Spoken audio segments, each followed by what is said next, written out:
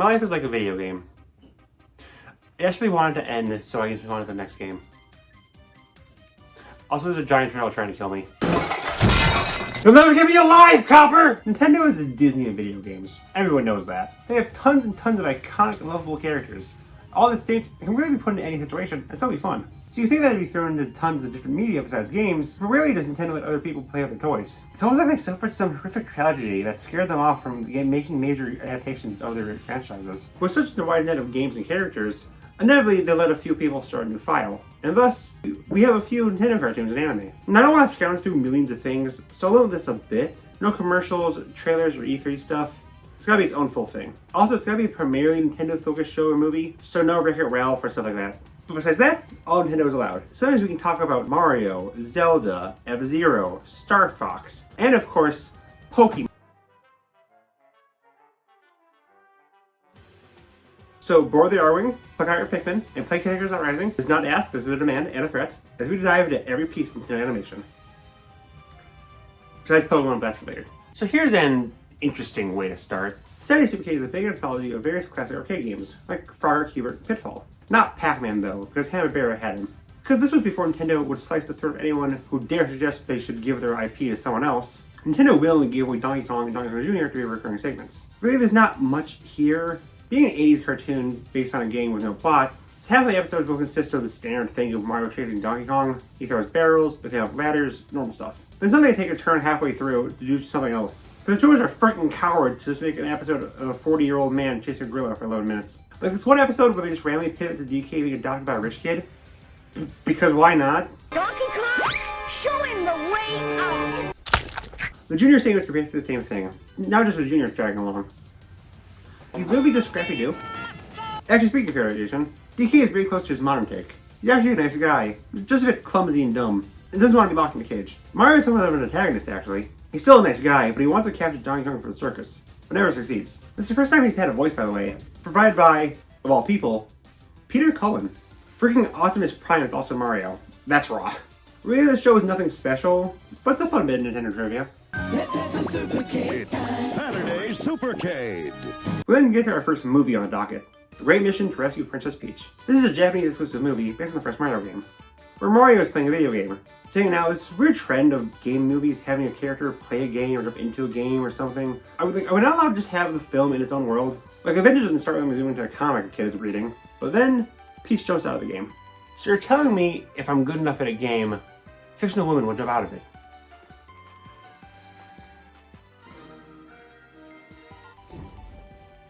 It is game time. Then a bunch of enemies and Bowser jumps out of the console and kidnap Peach. Two little notes here. For one, gotta miss old designs of the Koopas. Modern Koopas are great too, but I just love these little guys. Second, in the original, this is what Bowser sounds like. I know I can't compare this to modern Bowser since he didn't exist at the time, but, like, would you really look at this and think, yeah, he's got a high-pitched voice. The actor's voice is also the Japanese dub voice of Marge Simpson. That's mad funny. Mario and Luigi, who's not only for the first time recorded as Paul and Mario, but is also wearing yellow and super greedy, interesting, but then follow dogs using pipes to meet with Gandalf. Tells about Peach being kidnapped, leading to the bros and this really annoying dog to go on an adventure to save her. Most of them is just walking set to some original music, until they fight an enemy, rinse and repeat. Besides these Buzzy Beetles that are adorable, the most notable thing about this film, and how much it predicts that will actually become canon in the actual games later on. Bowser's crush on Peach, Mario and Peach's relationship, kinda, maybe we'll get to it soon. Female Toads, Mario grabbing and throwing Bowser, and then there's the Land of the Flower Kingdom, which became a thing in Mario Wonder. Oh, and I should address the elephant in the room. This dog, he tags along with the bros, doing nothing but barking and being annoying, until the last second where suddenly, he transforms into a prince and is revealed to be Peach's fiance. Mario doesn't get the girl, frick you! The prince is widely considered like the worst character in Nintendo history, so much so that when a seemingly similar character was revealed from Wonder, who also ruled the Flower Kingdom, people immediately hated him, despite the clear difference between a dog and a caterpillar. Get cucked, Mario.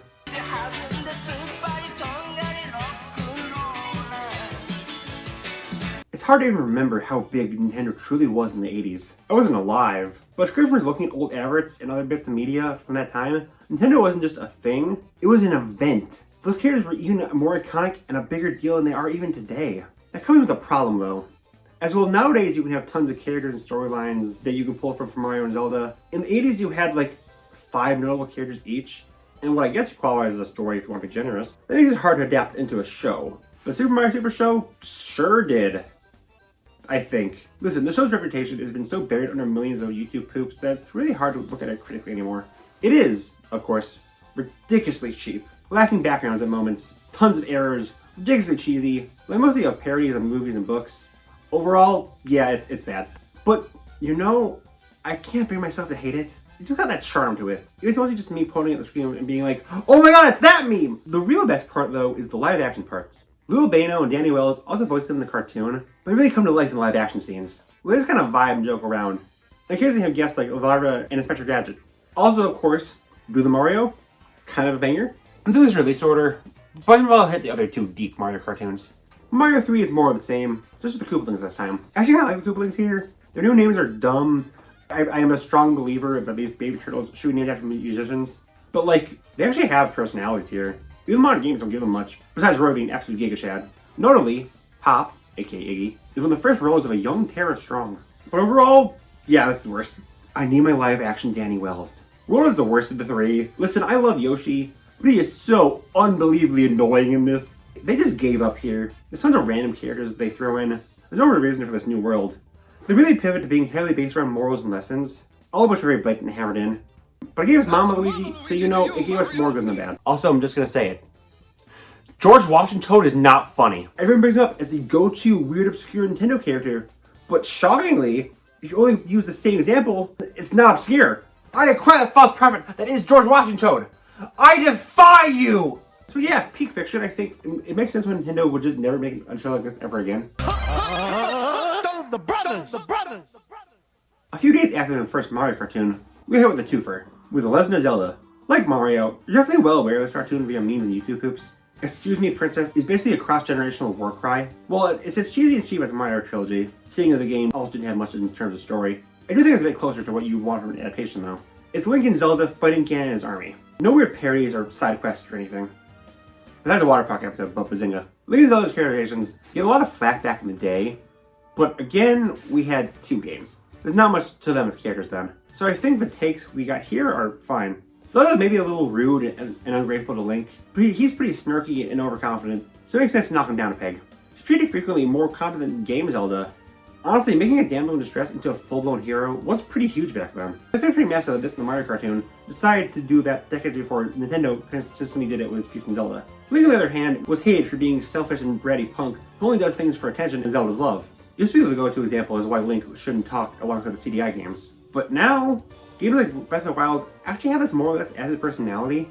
He's a dork, he's allowed to be sassy, sarcastic in responses. Ally missions have him show off. Like, he's not one-to-one, but you can see the seeds this show planted. Oh, and this Ganon is just funny. He's basically just a furry Skeletor. He teaches his minions boxing. How can you not love this guy? Oh, imbeciles! Get them like this! Honestly, this is my exact level of cheesy. Plus, it actually has a pretty decent action for an 80s cartoon. I won't excuse it. I'll gladly give it a little kiss. Specifically Ganon. Nice job, hero. Hey, excuse me, princess. I used to really hate Captain N the Game Master as a kid. Cartoon cross-cutting over all the old Nintendo characters and worlds, notably even including some games that are considered third-party now, sounds like the single coolest show of all time. Instead, this. Going back to it, again, this was made before these characters were, like, characters. I can't get too mad that Simon isn't a leather-clad one-man army, and is instead a himbo. You know, not a bad choice. But like, again, he wasn't really properly fleshed out, so I can't get mad. I can get mad that most of these don't even resemble the original sprites and artwork, though. Like, yeah, I can give you some leeway at points, but when you look at this, and give us this, yeah, no, you already put them doohickey. Even if it's nothing like you'd actually want, though, the fact that we got all these characters and these worlds together is pretty cool. Like, the main villains are a team up between Mother Brain, King Hippo, Eggplant Wizard, and Dr. Wily. We will never get a villain team up this wild again, so I gotta respect it. Also, because Mother Brain is voiced by Levi Stubbs, aka Audrey 2. So, like, that's the best part of the show, I think I go without saying. The worst part is the annoying Game Boy, who is the most blatant product placement of all time. That also goes without saying. Oh, I guess I should mention Captain N himself. He's pretty standard for a main character, but Matt Hill voices him, so whenever I hear him, I hear Ed. Also, this random girl who isn't even from a game. Cringe! Not as cringe as her having a crush on Simon, and in the comics, Cat and having a crush on Samus, despite those being age gaps. 80s were a whack time. Besides your mother brain being the best thing ever, also whatever the frick quirked up white boy Alucard is. It's not as funny as the other geek Nintendo cartoons. I never saw a YouTube poop, I'm just saying. Captain N, the Game Master. Fire Emblem seems like a pretty obvious choice for a game to make into an anime, but despite its newfound popularity, it doesn't really get much. Probably before it really went big, heck, before it even formally came to the West. It did get something. Mystery of the Emblem. Based on the game of the same name, best known for the game to W. Mark, a Japanese dude from Smash Bros. This is technically a series, but since there's only 2 episodes, it's really closer to a movie. Sadly, there's not much special to this. It's a pretty standard fantasy story. Mark's homeland gets invaded, so he leaves it and hooks up with a girl. Her homeland gets invaded too, so he steps up and fights the villains before going off to stop an oncoming war. It isn't bad, but there's nothing really special to it. That is, there's nothing special to the original Japanese version. The official English dub, on the other hand, is hilarious. Renaming Marth to Mars, and just some really, really bad and cheesy acting, especially from Gordon. Just listen, dog. Let them all go, but Mars! I hit it! Dogga, did you see that shot? I will say though, they gave Marth the last name Lowell here. It's not canon to the games, but as someone who introduced to Marth via Smash Bros, and more specifically the internet and Smash fan parodies and homages, where Marth was a very common occurrence, even if it was just a joke that he's gay, but a lot of these gave him the last name Lowell too, so I just kinda figured it was canon. Not a fantastic series, but honestly, whether it be the pretty decent original or a really funny dub, it's not a bad watch. And the final big YouTube poop fodder here, Donkey Kong Country. This is my big guilty pleasure cartoon. The one's really revolutionary, but now super dated and ugly animation. Pretty bad voice acting, including Yoshi's voice actor from Mario World back in an extremely annoying Diddy Kong. Somehow not the worst character in the show, thanks to Candy constantly belittling DK for no reason. Really limited plots and locations due to the limitations of 90s CGI. And of course, the songs. I made a video a few back ranking all of them. And honestly, they still have a few bangers. DK, K-Rool, and Scurvy are all great singers. Oh, K-Rool. This is what I think when I think of him. This is practically his canon voice to me. Shout out to that amazing fan song, by the way. I got his voice actor back for it. Go watch Return to Crocodile Island now! Scurvy is also, like, consistently the funniest part. Plus, he's got 2 great songs. Honestly, with Diddy and Candy being the worst, and all the villains being great, maybe I should just blow up the island. Listen, you all know what's bad about this show, but I can't hate it. It's too funny. The stilted animation, the overacting, the K-Rool, the illustrious question on sexuality. You may spank it once, but always be a banana styling vacuum. Career Back At Ya is a cinematic masterpiece crafted from the hands of Martin Scorsese himself. Mexican Meta Knight. Just Mexican Meta Knight. Okay, as much as I love this show and I'm very nostalgic for it, it is far from perfect. A ton of criticisms I've heard are spot on. Yes, it's awkwardly paced. Yes, Kirby Mute does hold the series back. Yes, it makes a lot of decisions that feel weird from a modern perspective. Yes, the CGI doesn't hold up. But any adaptation JD is funny, so I like it. Actually, on the point of it deviating too much from the games, you gotta remember, this was really early in the Kirby series. The series wasn't even a decade old when it released, so most of the problems people have with it don't hold. Didi is a villain here because he was primarily a villain in the games. Yes, soon after he became mostly an ally, but they had no way of knowing that. Kirby being a mute baby who only says Poyo does color a lot of people's viewpoints on him, but like, there wasn't much to do with him based on his current appearance. Does it suck that this is what most people think of when they think of the series? Sure. There's worse fates a series can have than being known for Asperger. This will eventually get a video, but for now, know this. It's peak. Right back at ya. Captain Falcon Falcon Punch's Black Shadow is a very iconic movie. The film perfectly captures the over-the-topness of F-Zero, and it's so unbelievably awesome. Like, Falcon punches Shadow so hard, he explodes if he's something behind him, but it's cooler just to think he just explodes him. The coolest thing ever made. What most people don't know is this is actually part of a viral marketing campaign. To build up for this wonderful display, they actually made 51 entire episodes of anime to set the scene up. F-Zero GP Legends is an interesting idea for anime compared to some of Nintendo's more well-known series. But it's kind of just whatever. The world is interesting. Falcon wakes up 150 years in the future after being frozen, only to see the world has changed into more futuristic, and through the power of racing, he needs to take down the evil criminal organization Dark Million. It's fun, but not like super special. The weird thing is that like every single character in the game is now evil. Like, did my boy Aquaman deserve to suddenly become the most pathetic villain beside of Captain Cold? At least Pico was as useless as ever. Good thing no one likes this bum. You know, there's a reason why the Falcon Punch scene is the only thing people discuss from it. It's the only standout part. Besides Samurai Goro, he's cool. I kiss on the lips. Also, why are Deathborn and Don Genie alter egos of Black Shadow? They literally just see him in the same room talking to him at points. But at least we get the Falcon Punch scene, where Ken makes a heroic sacrifice. This anime was adapted to a game. It sold so horribly that it was the last thing to come from this franchise until '99. Captain Falcon died in vain.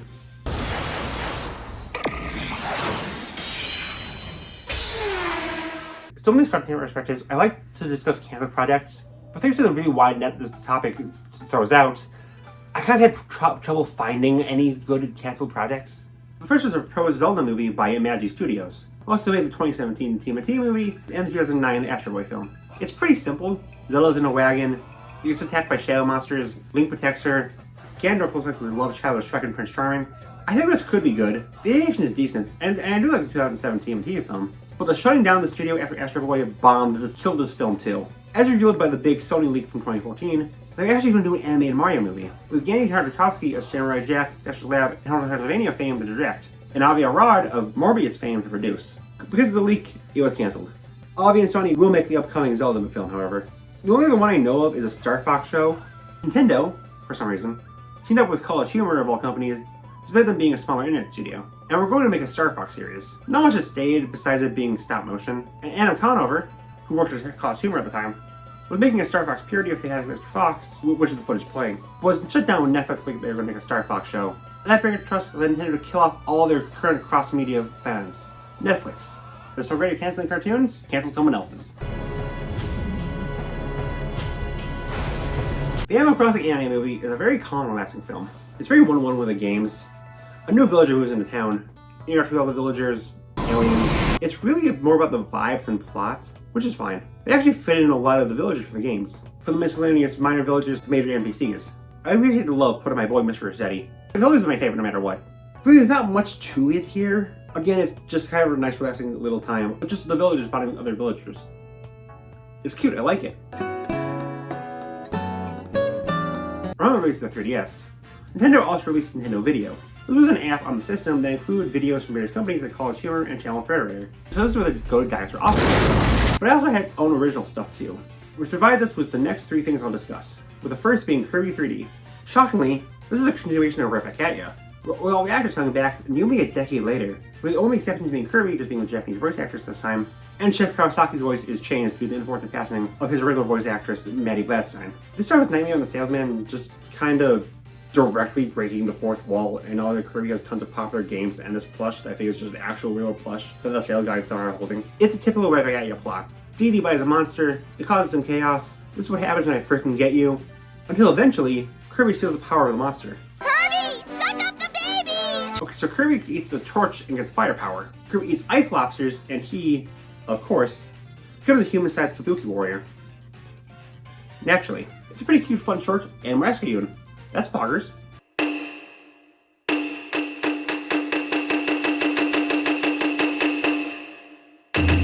Kid Icarus was really ridiculously highly pushed. It's something only known for people who haven't played the game and want to bone Palutena. I really want this to be a hit. It has the AR cards made. Came with a stand. Just visibly had more effort put into it than usual. And of course, got 3 anime specials to set up the games. All done by a different studio. The first is done by Studio 4 degrees Celsius. Medusa's Revenge being about Medusa appearing, killing some people, then Pit coming in to stop her. It's just the first cutscene in the game animated, but not only do we get a little look at what NES Pit would look in the modern style via flashback, he looks like a little baby man, but more notably, just gives us more Medusa, who's a really freaking cool villain. Love seeing more of her. Next is done by Project IG, Thanatos Rising. Done using what I think are just flat out the models from the games. Thanatos, the boss in the game, is attacking the city, and Pit sees that the humans are fighting back. For some reason thinks a few wooden horses are enough to stop the God of Death, and nearly abandons the fight before Thanatos takes over one and begins attacking the city, leaving Pit to do community service and taking it out. Palutena is just kind of hanging around in her room as this happens. But I do like the little chat she and Pit has as she flies to Thanatos. It has the same charm the game has. The final one is done by Shaft, Palutena's revolting dinner. Fitting of something starring Palutena, it easily overshadows the other two, mostly because of the scene of her bathing, not for the actual short that fully shows that Palutena is, in fact, a girl failure. While the other two set being the villains, this is literally just Pit and Palutena preparing a meal that goes horribly wrong. It's my two sillies interacting, so it's the best of these three, easily. Palutena accidentally brings the vegetables to life, so she has to fight them off. I like that her dodging this normal plate implies that this plate is somehow strong enough to hurt a goddess. Lily Vegetable stand is the most thug gangster thing of all time. Oh my god, it's so cool. Palutena is so freaking silly. Please actually play the game to know how silly she is. Yeah, these are all great. We'll never get another Kid Icarus game again, so glad we have these crumbs.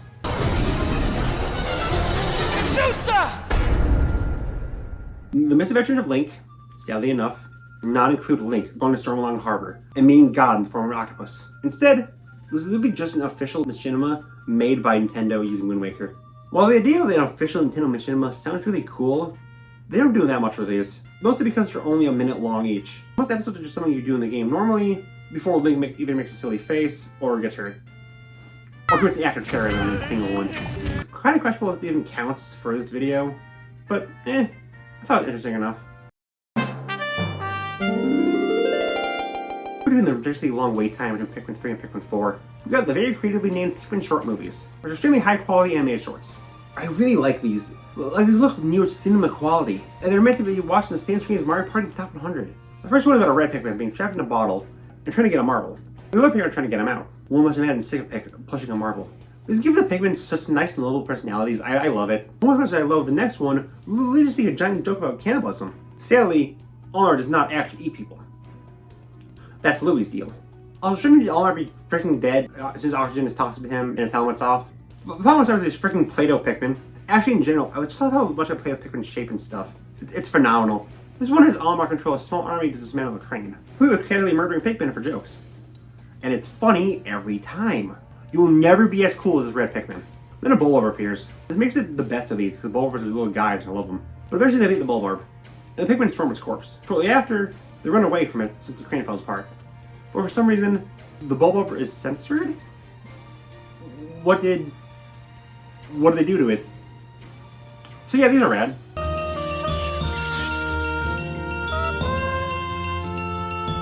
Star Fox Zero isn't exactly the most beloved game of all time. It's the same stuff the series has been doing for decades. Plus the controls, man, it's just not good. It gave us one good thing though.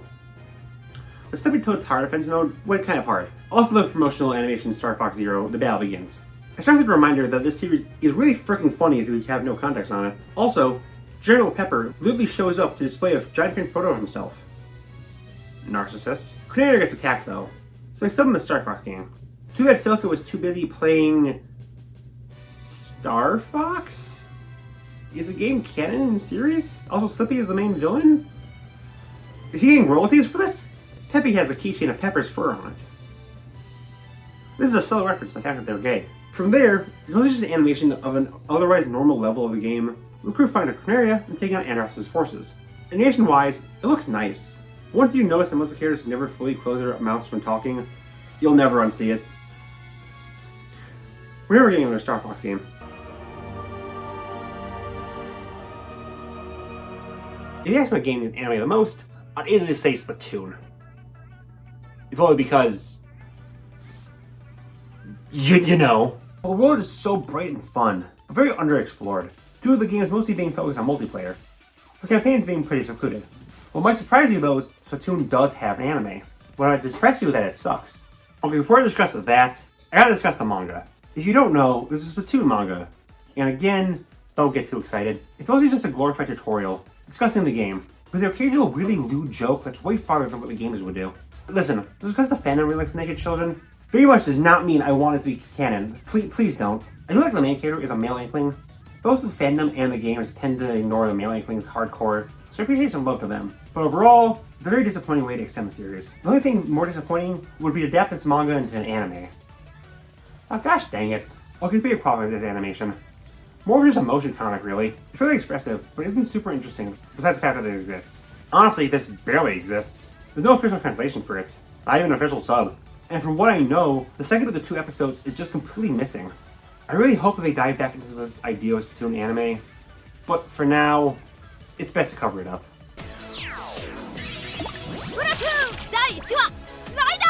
And we ended it with a Super Mario Bros. Movie.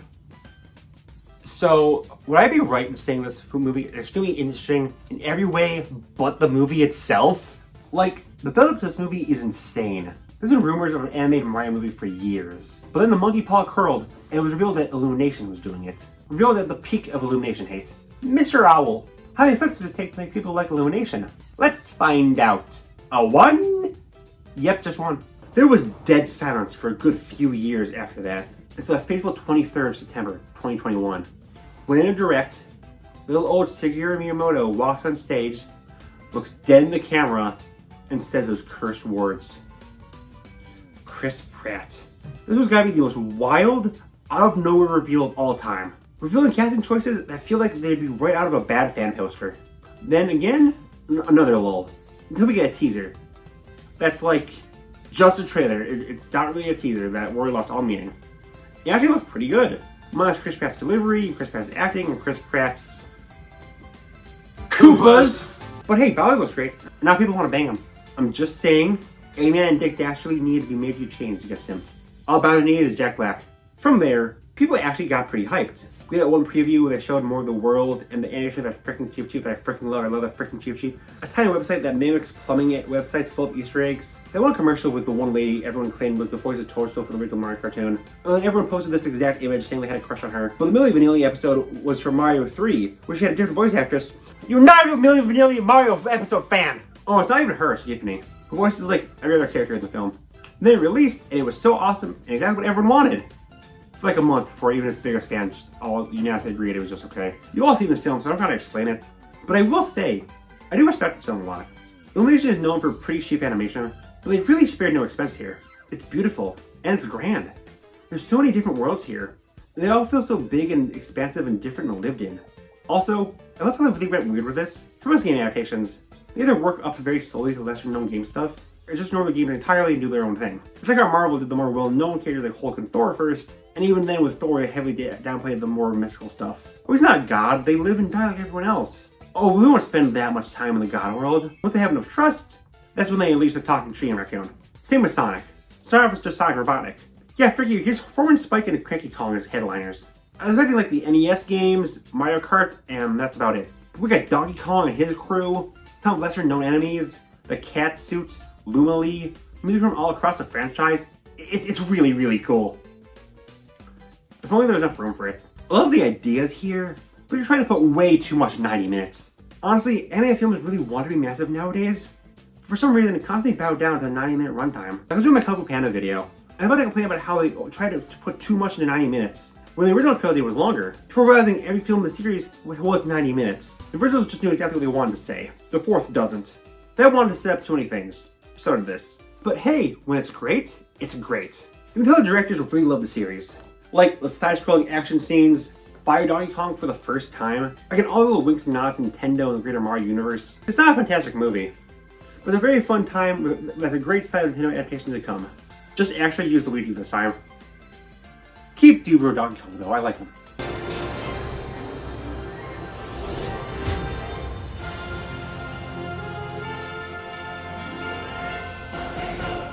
And that was all the Nintendo cartoons.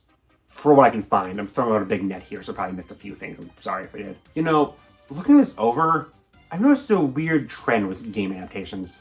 We got a lot of full brand new series in the past, back when there wasn't anything to adapt. Like, within the Mario cartoons, Wario, Waluigi, Daisy, Rosalina, Bowser Jr., King Boo, all these other kind of characters you could easily use to expand the world just didn't exist. The general scope of these franchises were super small. Nowadays, most of the Nintendo animations we got now have all these toys to play with, but I like to only do almost exclusively small shorts tying into setting up specific games rather than just doing something truly grand. Game adaptations are to the 2020s, what comic adaptations were the 2000s and 2010s. Everyone is making them nowadays.